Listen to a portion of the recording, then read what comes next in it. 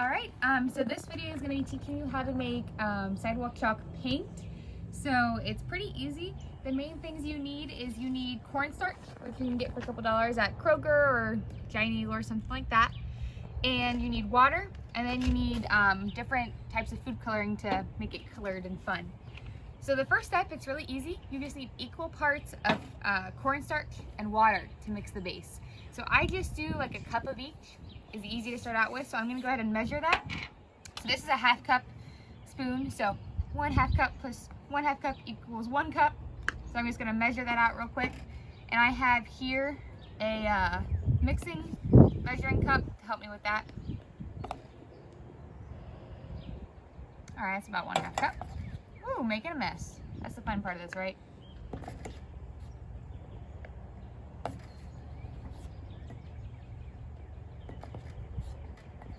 It's not messy, it's not fun. There's another 1/2 cup. Okay, now I've just got some water here, so I'm gonna pour another equal part of just 1 cup of water. So there's a 1/2 cup of water and another 1/2 cup of water. So I've got 1 cup of water and 1 cup of cornstarch in there. And if you can tell, it kind of makes quite a lot. So start with that, and if you need more, you can always make more afterwards if you want more sidewalk chalk paint. So now I'm gonna mix it. If you can see right now, the cornstarch and the water get kind of lumpy. And so you just wanna mix it until their cornstarch and the water are completely combined. And so it's not gritty. Like right now, it's kind of hard to push through as the cornstarch is like lumping. That's a new word I'm making up.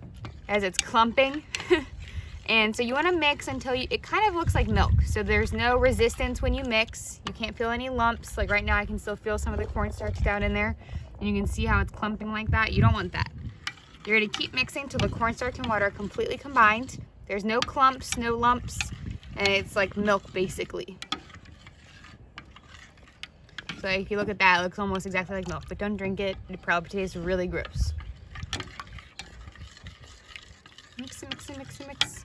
All right, I think that's good. So it doesn't take too long to mix. Just gotta make sure, see how my spoon just kind of smoothly goes through there. So I think that's done. Then what you want to do is you want to get either cups or bowls for the number of colors you're doing. So I have 4 different colors here. So I have 4 cups. So I'm going to pour an equal amount of, I'm just going to eyeball it. It doesn't have to be an exact science here. But I'm just going to put an equal amount of the white liquid, the cornstarch and water in, without my cups falling over. Let's start with 1 first, and then it'll weigh it down. So I'm going to take this and just pour it in. I'm going to stop there to make sure I have enough of all my other ones. Okay. Take that out. Here's another one. There's grass in my cups. There we go. Our 3rd one. And the 4th one. Get all this grass out. The cups fell over right before we started filming, so they got a little dirty. That's okay, because it's outside sidewalk chalk. So I'm just gonna pour the rest into each of these. It seemed like they had less. Again, it doesn't really matter how much you put in because you're gonna be painting with it. And you can always make more. So then once you start adding your color, you're gonna wanna put, I would start with 1 drop of food coloring in each of them. And then you'll mix it. Once you mix it, if it's not dark enough, you can always go back in and add another one. But I found just 1 is normally enough for most of the colors. But again, food coloring, it's really easy, just go back in and add it, but just be careful. Oh, that was 2. That's okay. Just make sure though not to get this on your clothes because it can stain. And if it gets on your fingers, it might turn your fingers some colors, but that's okay because it'll wash off your hands, but your clothes, it can be tricky. All right, so then I have 4 different spoons because I don't want to mix my colors. So I'm just gonna mix it until it's solid. So just a couple stirs and there we go. Now, so like that one, I might put another drop of food coloring because I want it a darker green. This red, I like it pink. That looks kind of nice. If you want it red, you'd have to put in more food coloring. Mix it blue. My favorite color is light blue, so I may keep that. I could maybe use another drop, but I think it's okay. And then yellow, I think that's gonna need another drop. So I'm gonna go ahead and add some extra colors to make these real vibrant so they pop when we put them on the cement. When we come back, I'm gonna show you how to start painting on the cement. See you later. All right, hey guys, so I mixed the colors into my cornstarch and water mix, and I actually ended up adding 2 extra drops of food coloring to each of them for 3 drops, just because I wanted them to be very vibrant. So that's what I would suggest if you do, unless you like light, like pastel colors. So what I've got here, I've got all my colors together. I kept the spoons in because the cornstarch kind of started separating. So before you put it down to the pavement, you're gonna want to remix it a little bit. Also, yes, I got food coloring on my fingers, so that's what that looks like. Beware. I also have 2 different paintbrushes. You could use smaller paintbrushes, I guess like the big ones, because then you get more surface area out of it. And I've got water because I don't want to mix my colors, so I'm gonna clean off my brushes in there. So what you can do, I mean, just start painting, honestly. And so I did a little bit of a trial run, you might see on the ground next to me, but this is just kind of how it looks. So you may have to do a couple coats of it, kind of like this, and just go over top of it until you get a nice solid color. No, it's not gonna come off as vibrant as actual sidewalk chalk, but it does do pretty well. And you're gonna have to let it dry, obviously. But you can just kind of go over top of it a couple times. And look at that, I mean, it looks pretty bright in my opinion, I think. Just go over a couple times. There's my first one. I'm gonna do red. So I'm gonna mix it up again just because it's kind of getting clumpy again and I want it to be, remember that milk-like consistency. Something I was thinking about as I was kind of messing around with these and experimenting painting with them is on Instagram I saw a lot of people doing a like stained glass effect with actual chalk, and I think that doing the sidewalk chalk would be a great way to do that. And so what you can do is if you have like, I would suggest getting some masking tape, which is like that yellow tape, and what they were doing was they were painting, or they were sectioning off areas. So if you kind of see how this cement is kind of sectioned off into weird shapes like that, they were doing that with the masking tape. So they'd get like a flat area of cement and they'd put masking tape in a square, and then they would just put it crisscrossing different ways and overlapping it, making triangles and squares and odd shapes. Then they'd go in and they would paint each of the areas a different color. And so then once it all dries, the sidewalk chalk paint, they would peel off the masking tape, so it looked really cool. I'll add a picture at the end of this to just kind of give you a little inspiration, but see how easy that just cleans off? So then now I can switch colors. I'm gonna shake it off a little bit.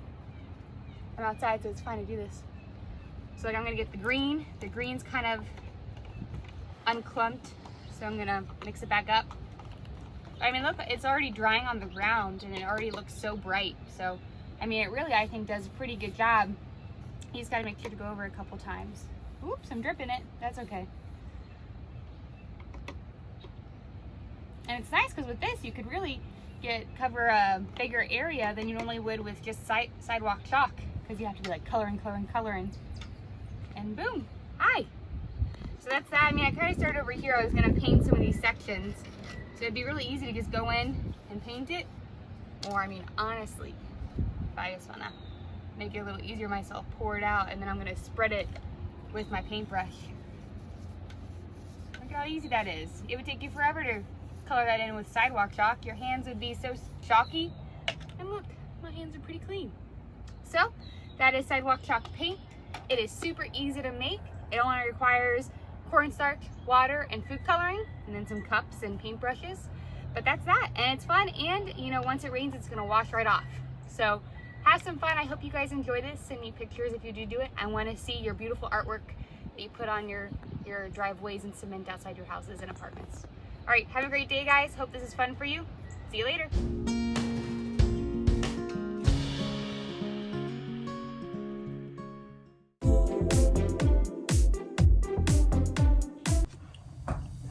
All right, hey guys, so I'm going to be teaching you how to make a really simple bird feeder for your outside birdie friends. And look at my little goofy cat in the corner there creeping on me. All right, let's get to it.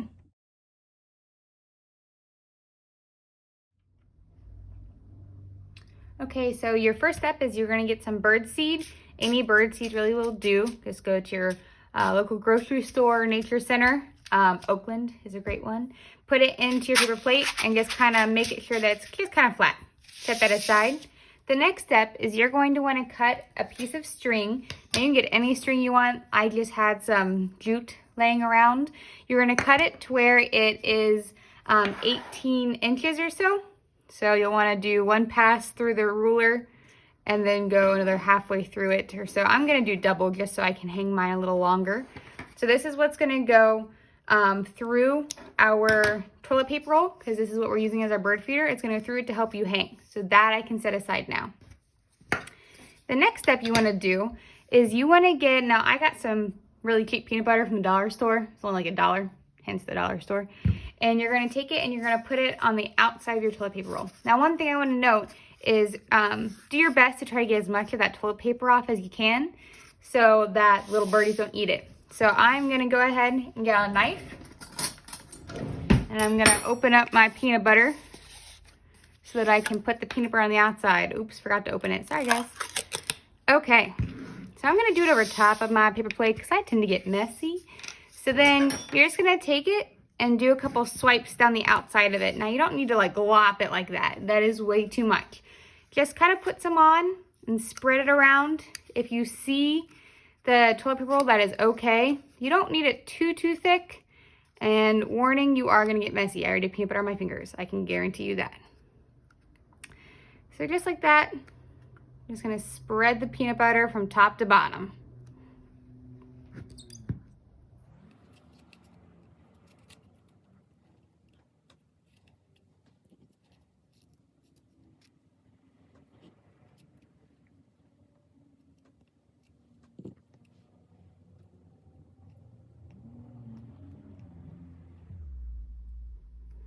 All right, so now I'm just kind of smoothing it out because I'm a perfectionist and that's what I do. So now I've got peanut butter on the outside of my toilet paper roll, and yes, my fingers are peanut buttery. That's going to happen. So then what you're going to want to do is you take your toilet paper roll and you're just going to roll it across the bird seed. So you're just kind of, don't press super hard on it because then you'll crush it. Just kind of push a little gently so that it gets on there, and you're just going to roll it.